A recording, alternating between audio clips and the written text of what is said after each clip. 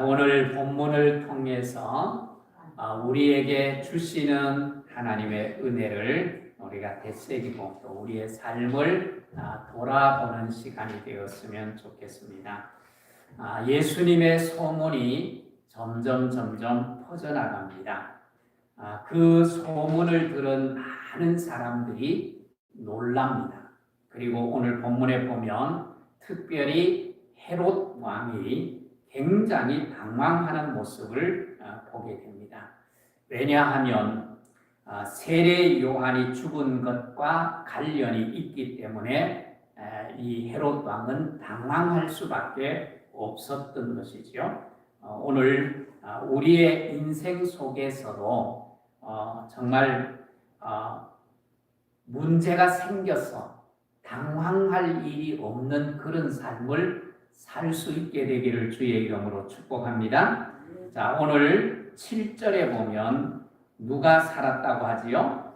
7절에 보면 어떤 사람은 요한이 죽은 자 가운데서 살아났다고도 하며 그랬어요. 죽은 요한이 살아났다는 것입니다. 9절에 보면 헤롯 왕이 이 요한의 목을 베었는데 그 요한이 살아났다고 하니까 얼마나 당황스럽겠습니까? 또 보면 8절에 보면 엘리야가 살아났다고 하고 또 어떤 사람은 선지자 중에 한 사람이 살아났다.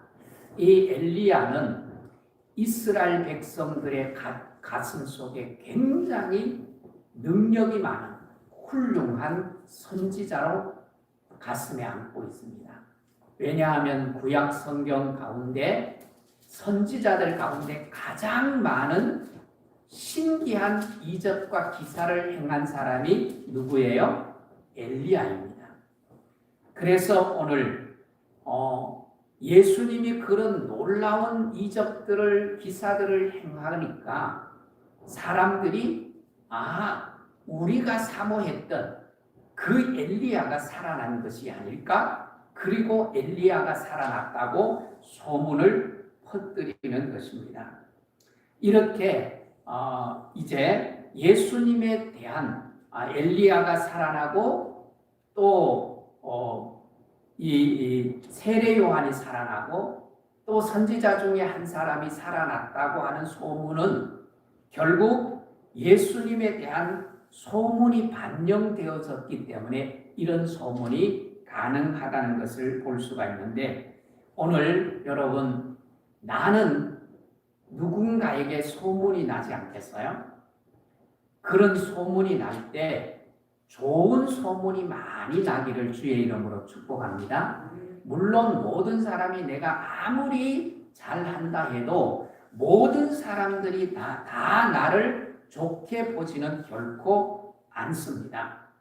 그러나 오늘 우리가 살아가면서 그래도 누군가가 나를 생각할 때 또 나에 대한 소문을 퍼뜨리거나 들을 때 좋은 소문이 나고 좋은 소문이 들려오는 그런 은혜가 있었으면 좋겠습니다. 일반적으로 좋은 소문이 나는 건강한 삶을 내가 살아야만 사실은 좋은 소문이 나에 대한 좋은 소문이 날 수 있지 않겠습니까? 그리고 나에 대한 정확한 정보, 예수님에 대해서도 이 소문이 났는데 예수님에 대한 소문도 정확한 소문이 나면 얼마나 좋겠어요.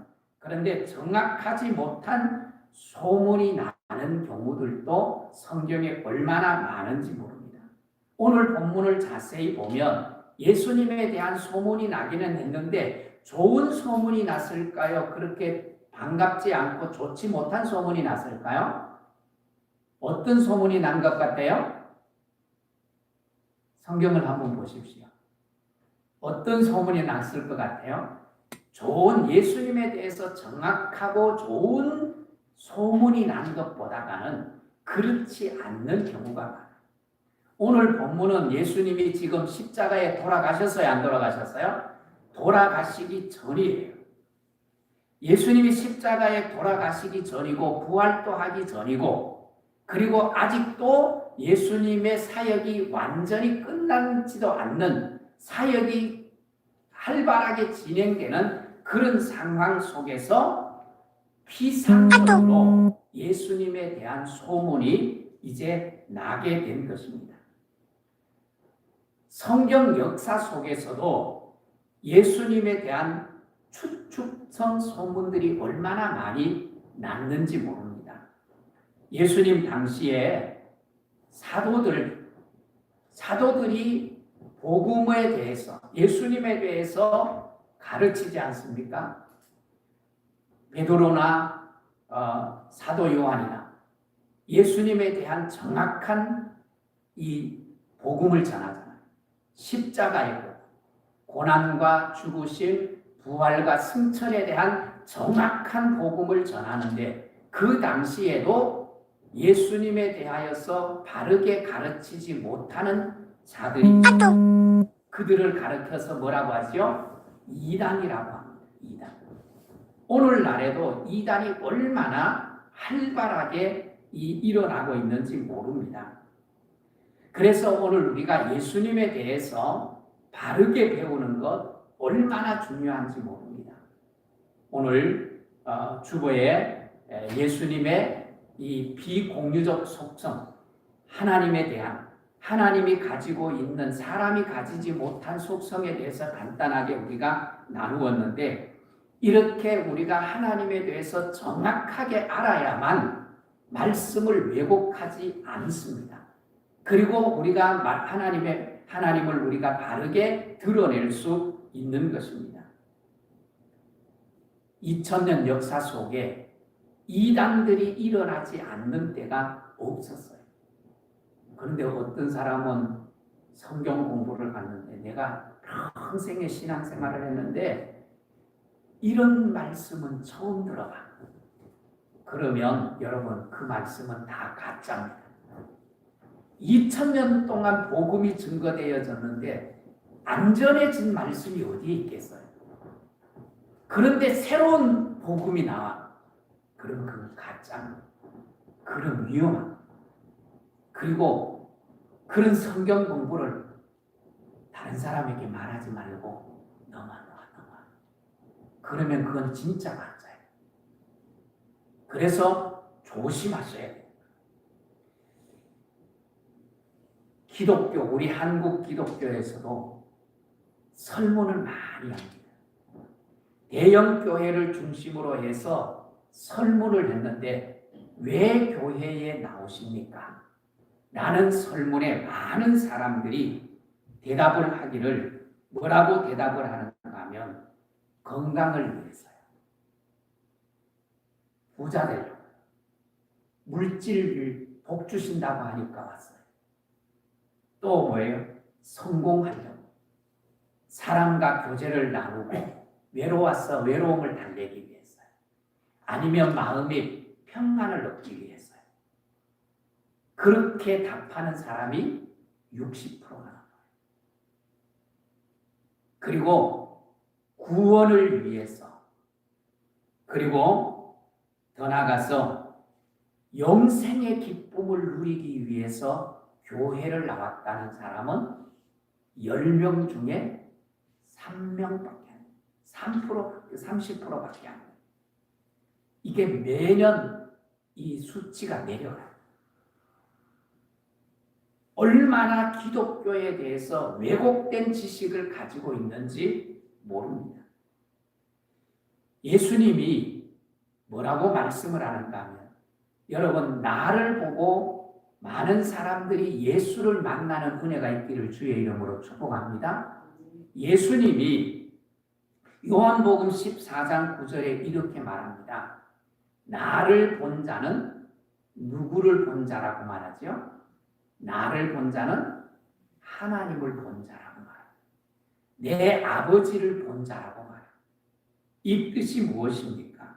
예수님을 통해서 하나님이 보여지고 예수님을 통해서 하나님의 나라가 이루어졌다는 이야기. 그렇기 때문에 오늘 예수를 만난 내가, 바른 진실된 예수를 만난 내가 나의 삶을 통하여서 사람들이 누구를 만나도록 해야 돼요? 예수를 만나게 돼요. 내가 당신을 보니까 예수 믿는 냄새가 나요. 예수 믿으라고 말하지도 않았는데, 예수가 어떤 분이라고 말하지도 않았는데 내가 보니까 당신 예수 믿는 것 같다. 그렇다면 그 사람은 정말 신앙생활을 잘하는 사람. 성경에 보면 바울이 예수님에 대해서 뭐라고, 예수 믿는 우리를 통해서 뭐라고 표현을 하는가 하면 고린도후서 2장에 보면 우리를 가르쳐서 그리스도의 뭐라고요? 편지다 그렇게 말해요. 그리스도의 향기다 그렇게 말해요. 나를 통해서 예수 그리스도의 향기가 흘러나와야 돼요. 나를 통해서 예수 그리스도가 읽혀져야 돼요. 편지는 여러분 받아서 그냥 읽지도 않고 서랍 속에 넣어놓지요? 아니에요. 받아서 어떻게 해요? 읽어요. 그리고 그 내용이 사랑이 담겨 있고 감동이 담겨 있으면 그 편지는 자주 꺼내서 뭐예요? 보게 돼요. 보게 돼요. 내가 그리스도의 편지이면 세상 사람들이 나를 좋아하고 나를 만나고 싶어. 어떻게 해서 저 사람은 저런 삶을 살아갈 수 있을까? 저런 환경 속에서도 웃음이 가능할까? 저런 상황 속에서도 절망하지 않고 소망을 가지고 꿈꾸면서 도전할 수 있을까? 궁금해서 자꾸만 읽어보기를 원해요. 그런 삶을 우리가 살아야 한다는 거예요. 그런데 오늘 우리는 나도 좋은 소문이 나야 되지만 다른 사람에 대해서도 내가 정확한 정보를 가지고 정확하게 판단하고 정확하게 그 사람을 전해줄 수 있어야 돼요. 그런데 우리 인간이 가지고 있는 죄성의 단면이 하나가 뭐예요? 죄성의 단면 중에 하나가 뭔가 하면 다른 사람에 대한 정확한 정보가 아닌 부정확한 정보를 가지고서 그 사람에 대해서 뭐 하는 거예요? 그 사람에 대해서 이제 좋지 못한 이야기를 합니다. 부정적인 이야기를 하면서 거기에서 쾌감을 느끼기도 하고 자기들끼리 웃고 떠듭니다. 그게 우리 재성을 가진 우리 인간이 가지고 있는 또 하나의 단면이기도 합니다. 그래서 오늘 우리가 남들에 대해서 다른 사람에게 전해질 때 조심해서 전해야 돼요. 때로는 여러분 좋은 이야기도 전해지면 그것 때문에 상처받는 일도 있어요. 그래서 우리는 좋은 일이든지 나쁜 일이든지 다른 사람의 이야기를 전할 때는 지혜롭게 전하는 것이 매우 중요합니다. 저도 조심을 하기는 해요. 그런데 나도 모르게 이 설교하면서 성도들에게 부담이 되고 성도들에게 아프게 될 수 있는 일들이 있어요.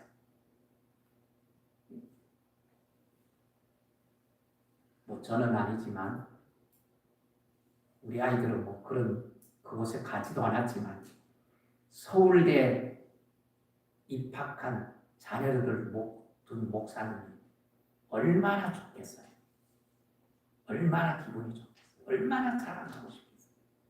그런데 강단에서 아들 서울대 들어간 걸 자랑합니다. 그런데 서울대에 들어간 사람이 우리 국민들 가운데 부모들 가운데 얼마나 되겠어요. 많은 성도들이 마음에 상처를 입고 좋은 이야기도 때로는 불편하게 만들고 마음을 아프게 할 수 있다는 것입니다. 그래서 오늘 우리가 다른 사람에 대해서 정확지도 않는 부정확한 그런 이야기들, 전해서 덕이 되지 않는 이야기를 우리는 전달할 때 늘 조심해야 되고, 그런 이야기는 될 수 있으면 뭐예요? 입 밖에 내지 않는 것이 훨씬 더 좋습니다. 왜냐하면 우리의 말한 모든 책임을 하나님 앞에 갔을 때 하나님이 그 책임에 대해서 물으실까요? 안 물으실까요? 다 물으십니다. 그렇기 때문에 우리는 이 땅에 살아가는 동안에 말 한마디도 사실은 조심해야 하는 것입니다. 예수님에 대해서도 마찬가지.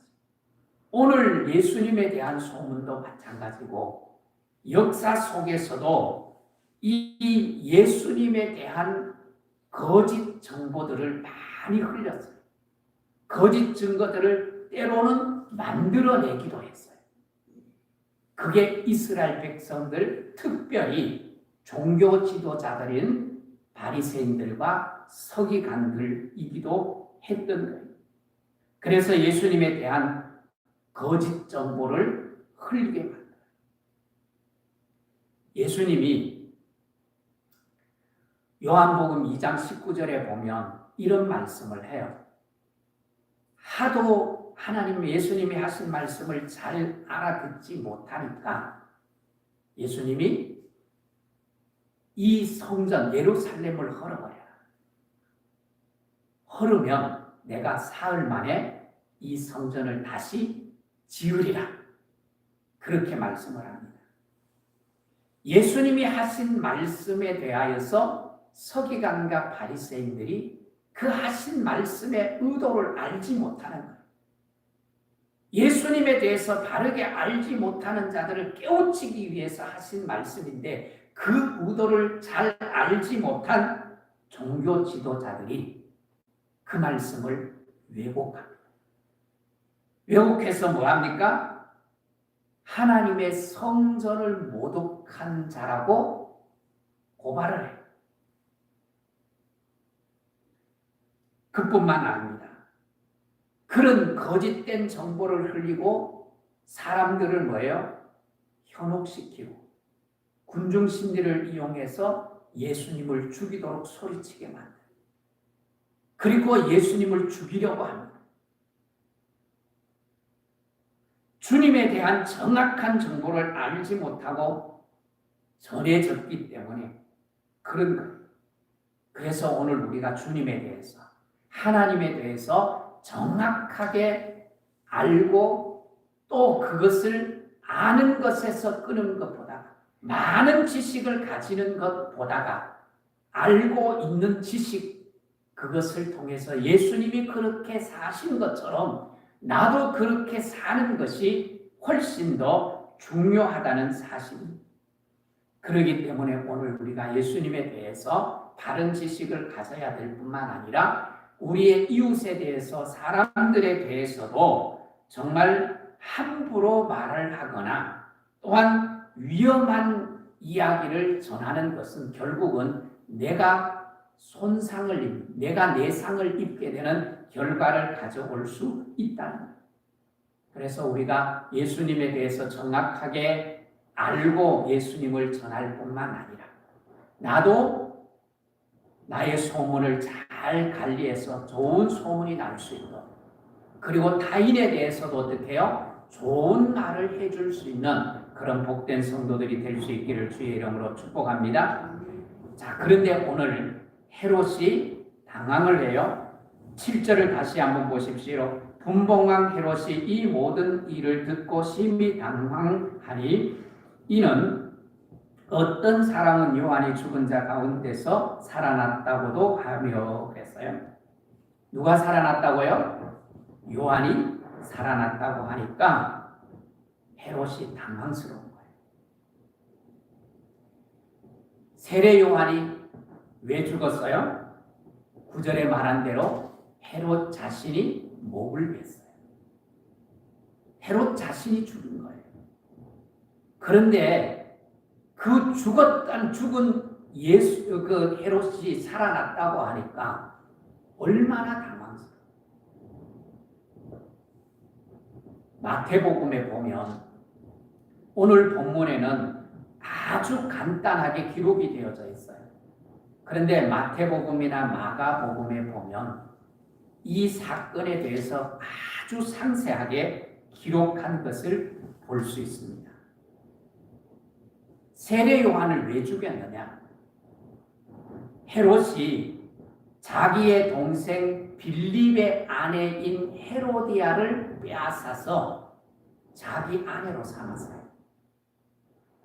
왕이 자기의 동생의 아내를 빼앗아서 자기의 아내를 삼았으니까 그 당시에 왕의 행위에 대해서 누구도 말을 못하는 거예요. 누구도 말을 못하고 시시하고 있는데 누가 그것을 지적을 해요? 세례 요한이 그 악함을 지적을 합니다. 그 악함을 지적하니까 그래도 헤롯은 양심이 있으니까 죽이지는 않고 감옥에 가두어 버립니다. 감옥에 가두어서도 어떻게 해요? 마음이 불편해요. 마음이 찔립니다.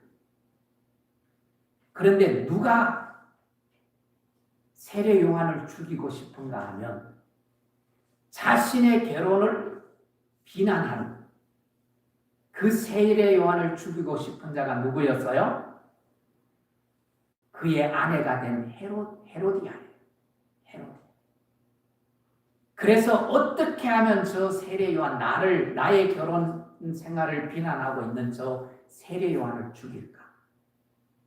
그런데 헤롯의 생일날이 다가왔어요. 헤롯의 생일 잔치가 벌어지는데 그 생일 잔치에 누가 축하 춤을 추는가 하면 헤로디아의 딸이 춤을 춰요. 그 춤을 보고 헤롯이 너무너무 좋아하면서 뭐라고 말해요? 나라의 절반이라도 줄 테니까 너의 소원이 뭔지 말해봐. 그러니까 헤로디아의 딸이 헤로디아에게 쫓아가서 엄마, 아빠지요? 왕이 이렇게 말을 하는데 어떻게 할까요? 그때 헤로디아가 뭐라고 말해요? 세례 요한의 목을 내게 달라고. 그래서 결국은 세례 요한이 죽습니다. 목베임을 당하여 죽습니다. 결국 헤로디아는 헤롯의 이 가슴 속에 악을 심은 거예요. 악을 심어요. 우리나라에서도 그 화성 쪽에 있었던 사건 가지고 그런 영화가 나왔죠. 살인의 추억. 이 헤롯의 가슴 속에서도 이 살인의 추억이 담겨져 있는 거예요. 자기가 세례 요한을 죽였어요. 그러니까 그 살인의 추억이 가슴에 담겨져 있는데 사람들의 소문이 내가 죽인 헤롯이 그 세례 요한이 살아났는데 그분이 예수라는 거예요. 그러니까 얼마나 당황스럽겠어요. 얼마나 힘들겠어요. 여러분, 내가 오늘 살면서 내가 오늘 행한 이 일이 나중에 나를 당황스럽게 만들고 내가 쩔쩔맬 수밖에 없는 상황이 되지 않도록 오늘을 조심해서 건강하게 착하게 살기를 주의 이름으로 축복합니다. 하나님이 우리에게 주신 변치 않는 불변의 법칙을 우리에게 적용하십니다. 그것이 뭔가 하면 갈라디아서 6장 7절에 말하는 심는 대로 거두는 거예요. 착하게 착한 것을 심으면 착한 것을 거두고 악한 것을 심으면 악한 것을 거두게 되는 거예요. 심은 대로 거두는 법칙이 누구에게도 믿는 사람에게도 믿지 않는 사람에게도 불변의 법칙으로 하나님이 우리에게 주셨습니다. 그렇기 때문에 오늘 우리가 좋은 것을 심어야 하는 겁니다. 오늘 세례 요한은 헤롯이 세례 요한을 죽였는데 그가 살아났다고 하니까 너무너무 당황스러울 수밖에 없었던 거예요. 아내를 취했을 때 내가 좋아하는 아내를 취했기 때문에 잠시는 좋을 수 있었어요. 근데 그의 평생에는 뭘 안고 살았을까요? 죄책감을 안고 살았을 거예요. 세례 요한을 감옥에 가두었어요. 감옥에 가두었으니까 마음 편했지요? 아무도 이제는 자신의 행위에 대해서 잘못된 소문을, 바른 소문이라도 퍼뜨리지 않을 사람이, 소문이 퍼지지 않게 되었으니까 이 헤롯은 마음이 편하지 않았겠어요? 그러다가 세례 요한을 죽였으니까, 세례 요한이 세상에 사라져 버렸으니까 이제는 잠도 편안하게 자고 마음도 편안했을 거예요. 맞아요? 그렇지 않은 거예요. 그렇지 않은 거예요. 결코 그 삶에 평안이 없는 거예요. 왕이었고 모든 것이 부족함이 없었음에도 불구하고 마음의 평안을 안고 살아갈 수는 없었을 겁니다. 왜? 예수라는 사람이 등장을 했는데 그 예수라는 사람이 죽은 세례 요한이 살아났다고 하니까 얼마나 기겁을 하겠어요. 오늘 이런 당황스러운 일이 내 인생 속에 없는 삶을 살기를 주의 이름으로 축복합니다. 창세기 37장에 보면 형들이 요셉을 죽이고 싶었어요. 그런데 죽이지는 못하고 인신매매범들에게 요셉을 팔아버렸어요. 요셉을 팔아버렸으니까 그 얄미운 요셉이 사라졌으니까 형들은 편안했겠지요. 아버지를 속이고 요셉을 팔아버렸는데 산 요셉이 어디서 사는지, 그가 어떻게 되었는지, 또 살아서 다시 내게로 다시 나타나면 어떨까? 그 마음이 얼마나 불안했겠어요. 창세기 37장에 보면 그 형제들의 삶이 공고해져요. 힘든 일이 생겨요. 그럴 때마다 형제들이 뭐라고 말하는가 하면 우리가 요셉에게 행한 악한 일 때문에 우리가 이런 일을 당하고 있지 않았나? 그리고 고민하는 장면이 37장에 나와요. 그들이 당장에 행한 일은 요셉이 눈에 안 보이니까 편할 수 있었을지 모르지만 사실은 그것이 자신들을 고통스럽게 만들었고 어려움을 당할 때마다 힘든 상황이 닥칠 때마다 마음에 죄책감 때문에 그 눌림에 살아가게 되는 모습을 보게 되는 거예요. 그래서 오늘 우리가 우리 스스로가 불편하지 아니하도록 또 당황스러운 일을 만나지 않도록 오늘 내가 좀 손해를 보고 오늘 내가 좀 힘들어도 내 옆에 사람들을 잘 챙기고 잘 섬길 수 있는 그런 복된 믿음의 성도들이 될 수 있기를 주의 이름으로 축복합니다. 오늘 우리는 누구든지 마지막, 내 인생의 마지막이 와요 안 와요? 옵니다.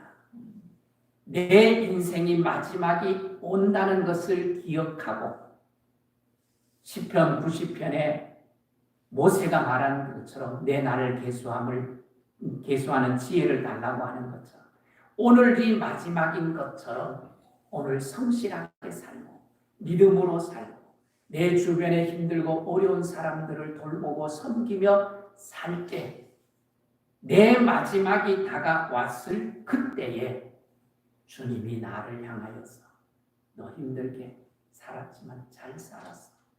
너 참 착하게 잘 살았어. 그리고 주님이 나를 인정해 주는 삶을 내가 마칠 수 있다면 그 인생이 얼마나 행복한 인생이겠습니까? 그런데 내 마지막이 없는 것처럼 착각하면서 마냥 내 욕심만 챙기고 살다가 내 인생 마지막 날 당황스러운 인생을 마감하게 되어졌을 때 그런 삶을 마치게 된다고 하면 그 인생은 얼마나 불행한 인생이겠습니까? 오늘 헤롯처럼 당황스러운 일이 내 인생 속에 일어나지 않고 정말 내 인생 마지막에도 누군가가 나를 그리하며 잘 살았어. 그리고 내가 주님 앞에 섰을 때 잘했다, 착하고 충성된 종아. 내가 너에게 10골 차지하게 할게. 5골 차지하게 할게. 그리고 칭찬받는 그런 복된 성도들이 될 수 있기를 주의 이름으로 축복합니다.